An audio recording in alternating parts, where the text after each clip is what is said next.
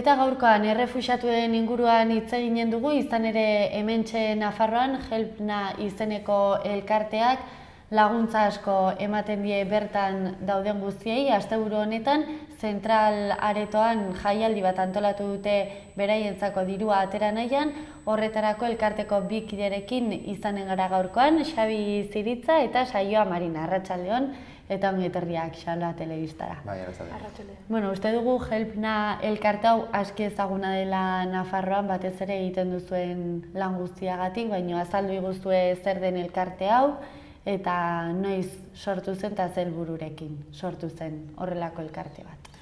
Bueno, hain dela hilabete batzuk, iazko apirila, gutxi gara, hiru suhiltzaile hartu zuten hegazkin bat, behin ikusita telebistan agertzen ziren irudi larri horiek eta idumenira abetu ziren.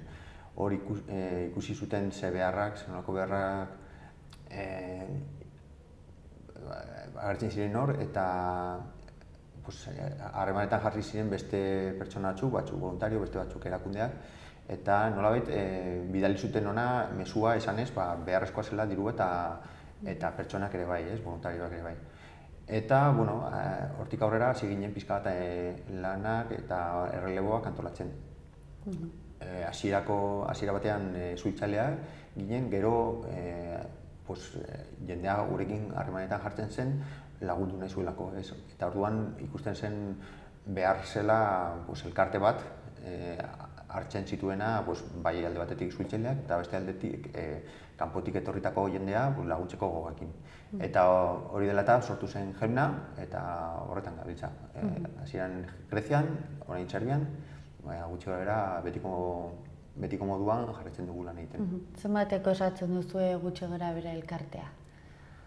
Bueno, ez dago zenbaki konkretu bat, batzuk gurekin egon dira, orain igual ez daude hain aktibo, baina beste batzuk etortzen ari dira. Hain adibidez gurekin Serbian uste dut Kataluniako pertsona batzuk daudela, eta egunero gurekin jartzen ari dira harremanetan pertsona ezberdinak, eta guk beti baldin bada laguntzeko eta gure modura egokitzen badira, guk daukagun filosofiarekin egokitzen badira, gurekin daude.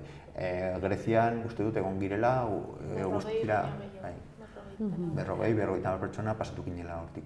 Beraz, ez zarete bakarrik Nafarrokoak izan, ez? Elkartean egon zaretena. Hombre, gehiengo handi bat bai Nafarroan. Baina ez gaude itxita, baldin bada norbait kanpotik eta esaten digu gurekin lan egin nahi duela, baietxe esaten diogu eta gurekin dago. Orain arte nun egon zarete? Zelekuetan, horre Grezia batez ere gehien bat entzun izan dena izan da, ez?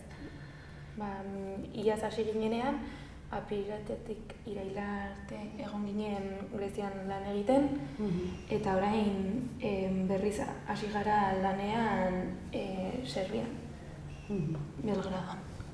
Zuek esperientzia hori gainera bizi duzue barru-barrutik, ez? Nolakoa da ara iristea eta guk ikusi ditugu telebistaren aurrean ikusten diren irudiak, ez? Nahiko horra dira, pentsatzen dut, realitatea barrutik bizitzen denean oraindik okerragoa, ez? Bai, telebistan ikusten dena gogorra da, baina ara jaten zarenean eta familiekin elkartzen bazara, haien begiradak, haien itxaropen falta, haien eguneroko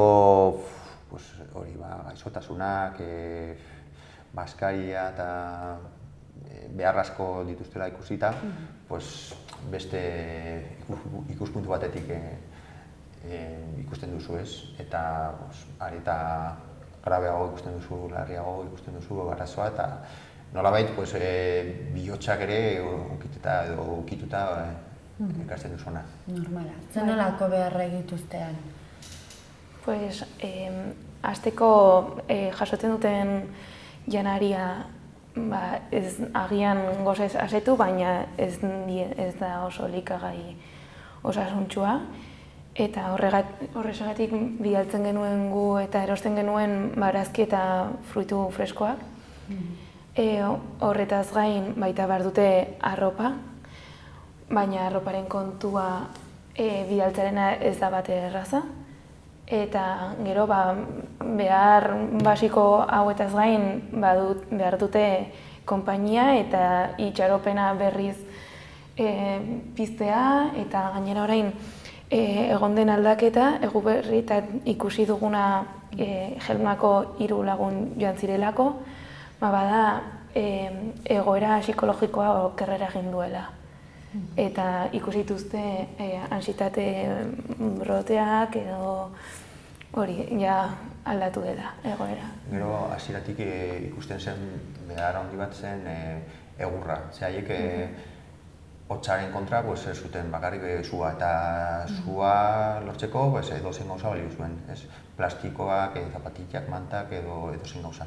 Orain hori domenin gertatu zen, orduan gure elkartetik joan ziren lehendabizikoek egin zuten hori egurra erostea eta banatzea. Orduan orain Belgradon gaude eta nolabait gidoia errepikatu da. Ailegatu ziren ara, ikusi dute geltoki zahar batean nabe batzuetan aurkitu dute jendea hor eta berotzeko eta sukaldatzeko erabiltzen zituzten trenbideko trabiesak. Horrek suposatzen du kalte toksikoekin. Orduan horren kontra berriro errepikatu zuten hasierako gidoia eta hasi ziren egurra erosten eta gutxienez banatzen zuten egurra aukera emateko berotzeko eta sukaldatzeko egurrarekin. Eta gero estoldak ere hasi ziren jartzen eta horrekin lortzen zutena zen kea ateratzea kanpora. Eta gutxienez hori kalitatea, haizearen kalitatea asko hobetu zen. Eta adibidez kontatu ziguten hortik zebilen mediku batek birikak, pertsona refuxiatuen birikak auskultatzerakoan gazteak izan da oso pertsona helduak edo 70 urteko gorako birikak ziruditela. Beraz, oraintxe bertan Serbian dagoen eginkizun handiena, pentsatzen dutan lan asko dagoela egiteko, baina batez ere izango litzateke hori ikusita zenolako negu gogorra pasatzen ari diren, egurra lortzea, eta berai gutxienez bizi baldintza hobe batzuk ematea. Greziako egoera larria bazidurien ere, orain Belgradon ikusi da okerrago daudela, eta orduan egiten ari dena egurra eta estoldak jartzeaz gain, baita afariak ematen ari dira. 3 aste darama gure laguna Xabi, sukaldaria dela, eta gero, hasiera batean, lehendabiziko hilabeteak, Idomeni eta inguru horietan, refuxiatuak ailegatzen ziren kostaldera, eta nolabait aintzako ireki zen mundua. Pentsatzen zuten lortu zutela nahi dutena, eta hortik aurrera dena errastarkizunak izango zirela.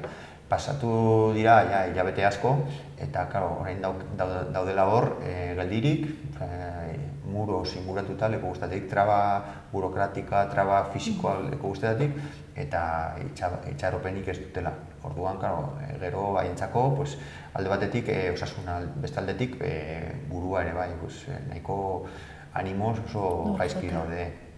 Eta esaio esaten zuena, ansietate episodioak, eta gero gazteak ere bai, aurkitzen dira hor ez dutela ezer egiterik. Orduan, ematen du, zirela hori beharra dagoenean, beti dago norbait horren tekina lortu nahi duena, eta kasu honetan mafiak argi eta garbi, jendea pasatzeu nahi duenean alde batetik bestera, mafiak daude hor, diru ateratzeko, eta kasu honetan hor geldirik dauden pertsonen artean hasi da droga ere banatzen, orduan badaude arazo larriak. Zuek ezagutzen duzuela eremua, hor laguntzen dagoen jendea nor da? Zuek bezalako elkarteak, badago instituzioren bat hor laguntzen duena, edo soilik da gobernuz kanpoko erakundeak bakoitza bolondrez berei laguntzen baten. Hori ikusten da ezakit Europa, Grezia egiten du norbaitek zerbait? Kanpalekuetan sartzeko, hasteko erakunde handiago batek eramaten du, adibidez ACNUR guztietan dago eta ikusten diren dendak guztiak ACNURrekoak dira, baina gero ja lanean, pues... Urtxorrotak eta azpiegitura orokorrean, ez, hornidurak eta hori erakunde handi batekin behar du, ez dela gu behintzat ez dugu almena horretarako, ez. Eta horiek daudele guztietan, baina gero egia da, badutela kanpo bakoitzean kopuru bat, eta kopuru horretan sartzen ez direnak kanpoan geratzen dira. Belgradon gertatzen dena, ez? Badirudi, 6.000 pertsona inguru daudela hor Belgrado zonaldean, eta horietatik 5.000 inguru daudela sartuta kanpo ofizialetan, ez? Zer gertatzen da, hortik aparte, geratzen dira beste 2.000 pertsona edo gehiago, ze hori zifra horiek egun batetik bestera aldatzen dira. Eta 2.000 pertsona horiek daude inolako laguntzarik gabe. Orduan hor da gutxi gora behar guk betetzen dugun utxunea, ez? Hor ailegatu, ikusi, zer behar dute eta alden moduan lagundu. Egoera guzti honek, ez, eta gaur egun dugun informazio guzti honek egin du elkartasun sare guzti hori zabaldu eta Nafarroan adibidez ikusten da leku askotan ropa, ez, agian hori izan delako behar nabariena edo ikusita hotza, ez, zenolakoa zenan. Esan dezakegu hori dela alde, honek eragiten duen alde ona, ez? Azkenean gu esnatzen gaitu gaiak, eta orduan biztanleon arteko hori elkartasuna pizten duela, ez? Eta hori Nafarroan ikusi duzu, ez, adibidez?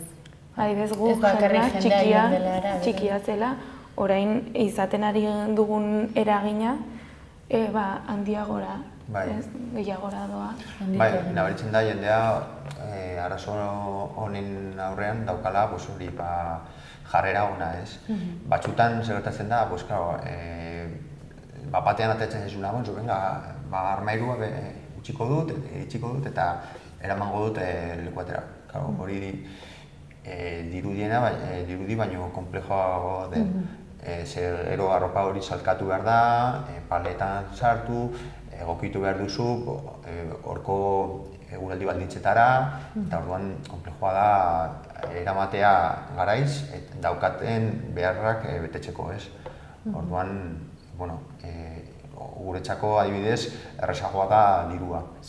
Guk eramaten dugu dirua eta horko bertako produktuak erosten ditugu eta errezago, harinago moldatzeko ikusten dituzun beharretara, ez?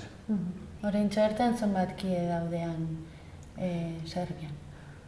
Helpnako 5 daude. Han daude... Egunero, adibidez, atzo ailegatu zen Sergio, eta jendeak batzuk 10 egunetarako, beste batzuk 15 egunetarako, Xabik 3 aste egon da. Bada, 4. aldiz joeten dena, eta darama ja momentuz 20 egun. Azkenean pertsona bolondesa gara, eta horregoteaz gain gure lana edo gure ikasketak ditugu, orduan bakoitza doa alduenaren arabera. Eta gero, bidaia ere guk ordaintzen dugu eta hor bizitzea ere. Egonaldi hori, ez? Eta gero, hasieratik ikusi dugun beste lan bata, gauza bada ara jotea eta laguntzea, baina badakigu hori dela itsasoan urtanta bat, ez? Azken finean, beharrak oso handiak dira, eta guk badugu un campo de acción nahiko murriztua ez. Baina betidanik ikusi dugu oso importante dela hona etorri eta kontatzea ikusi duguna. Azken finean, pentsatzen dugu hiritarrek jakin behar dutela zer gertatzen ari da hor hemendik 2000 kilometrotara, ez? Eta nolabait sortzea hori kontzientzia hori, ez? Elkartasun kontzientzia. Badakigu zergatik sortzen den egoera hau, zergatik dauden pertsona horiek hor, zuek baduzue moduren baten edo itxaropenik, hortik aterako dituztela edo instituzioek zerbait egingo dutela, baduzu iritzirik horren inguruan, ze gerta daiteken, ezagit igual pausuren bat emanen den, honi guztiari konponbidea emateko. Argi eta garbi dago, familia batek ihes egiten du bere etxean egoera bihurtu dela jasan ezina, ez? Bombak, heriotza, eta nik uste dut gu ere kasu horretan gauza bera egingo genukela. Orduan hori da guretzako, edo niretzako behintzat hori da egin behar dena, gerrarekin bukatu. Eta orduan haiek ez dute egon nahi horre kanpo batean, rejas, hori inguraturik, nahi dute izan bizi bat eta haien txikientzako etorkizuna, hori nahi dute. Eta hori horietako askok bazuten hor bere hirian, bere herrietan. Eta utzi behar izan dute, ari direlako leherketak eta heriotza edonon. Orduan, horrekin bukatzen bada, nik uste dut neurri handi batean arazoa konponduko zela. Baina itxaropenaz galdetzen zenuen, egia da esan da, gobernuetan itxaropenarik ez. Baina hori herritarron artean sortzen ari den mugimendua eta hori mugitzen ari garela, horretan itxaropena bai. Asteburuan ibegiri ikusten dugu elkartetik elkartasunak ez duela etenik eta lehen hasieran aipatu dugun moduan elkartasun jaialdi bat antolatu duzue, zentralen larunbat honetan. Zer da prestatu duzuena larunbat honetarako? Lehen esan dugun bezala, bururatu zegoen egitea elkartasun jaialdi hau bi helburuekin, alde batetik dirua lortzea, beharrezkoa delako, afariak emateko eta lan egiteko, eta beste aldetik nolabait kontzientziatzea jendea, azken finean horrekin bada aitzaki bat arazo larri honetaz hitz egiteko. Eta bi helburuekin sortu zen. Orduan hasi ginen pixkat harremanetan jartzen eta lortu dugu Los Apandadores, Constant Tension, los Raperos de Maús. Gainera Raperos de Maúseko Moises gurekin egon da Grezian, eta Constant Tensioneko ere bai beste kide bat joango da hemendik gutxira. Eta gero Tonino Carotone eta Kutsi Romero izango dugu gurekin kolaboratzaile moduan. Eta sarrerak 8 euro balio du eta zuzenean bidaliko dugu osoa. Bai, Belgradon ari garen lan honetan. Eta gero diruaz gain, hori, duintasuna bidaltzeaz gain, gero hemen aldarrikapena. Eta ja 500 sarrera saldu dira, oraindik gelditzen dira. Eta orduan, hor jende guztia elkartzea ez dakit, helburu berdinarekin. Joan zaitezte azkar hartzera sarreren bila. Bai, eta bide batez aprobetxatu behar dugu, Lacturaleren bidez egingo dugu sarrera bakoitzeko esne litro bat bidaliko dugu Paris 375 eta jantokira. Orduan hori gero dira Noticias, La Factoría, Festaro Telebista eta Caja Rural gurekin egon dira, sostengoa eman digute eta eta hori larunbatean. Suposatzen dugu evento polita izango dela. Eta nahi dugu betetzea orduan. Zer dutan? Zentralean 8etan. 8etan dugu gara. Baina puntualak egon behar dira, lehendabiziko minututik oso gauza interesantea dela eta orduan puntualak jateko. Eta honetaz gain, larunbataz gain, daukagu igandean ere manifestazio bat. Lemano Europa Fortaleza izenarekin. Goizeko 12:00 autobus geltokitik aterako gara, autobus geltoki zarretik. Orduan ere, pertsonak behar dira eta hori, mugimendua. Mila esker bikote, Xabita saioa, Xabla telebistan izateagatik eta zorionak egiten duzuen guzteagatik. Mila esker eta zu. Mila esker.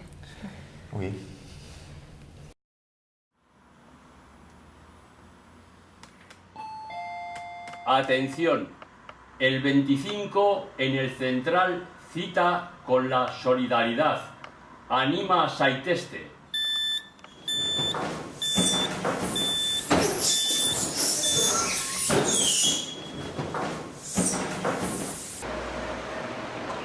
Itxaroten zaituztegu zentralien.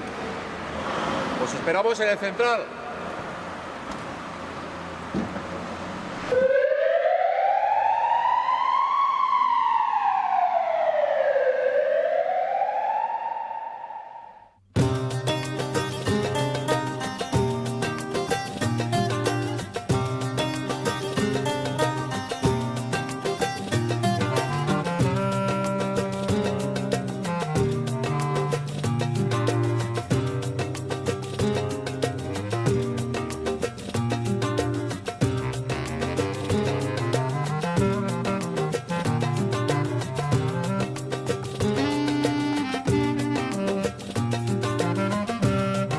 de vergüenza que personas que están, tanto refugiados por motivos de guerra como refugiados económicos, que para mí, por lo menos personalmente, tienen el mismo derecho a poder, bueno, entrar de una manera más digna y contar con un apoyo del teórico primer mundo que desde luego en ningún caso están recibiendo, ¿no? Nos ha surgido la oportunidad de participar en este proyecto con el que estamos completamente de acuerdo.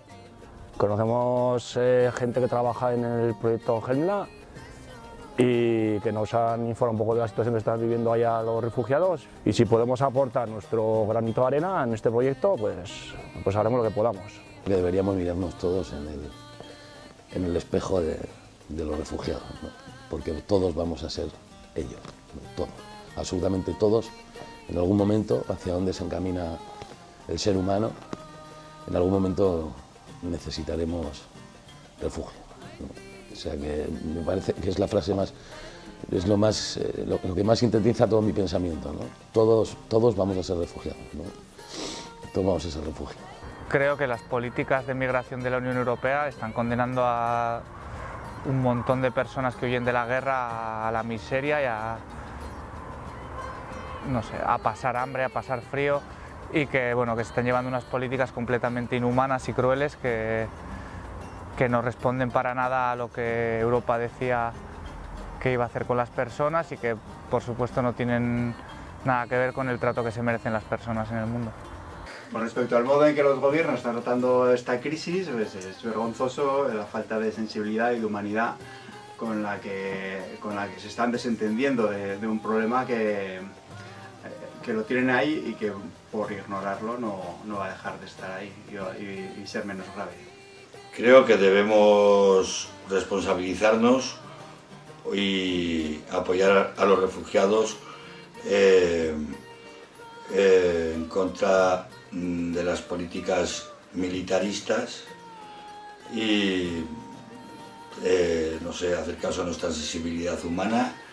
Y bueno, yo os espero en el Central el día 25 a la noche de rock and roll para apoyar a los refugiados, a los que más necesitan, en contra de las guerras y de las políticas militaristas de nuestros estados.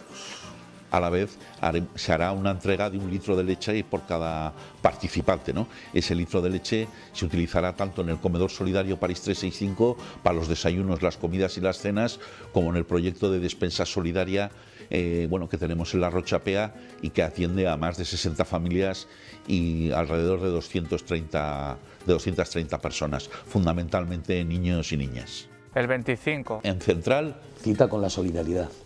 ¡Os esperamos! No nos falles. No nos falles. No nos falles.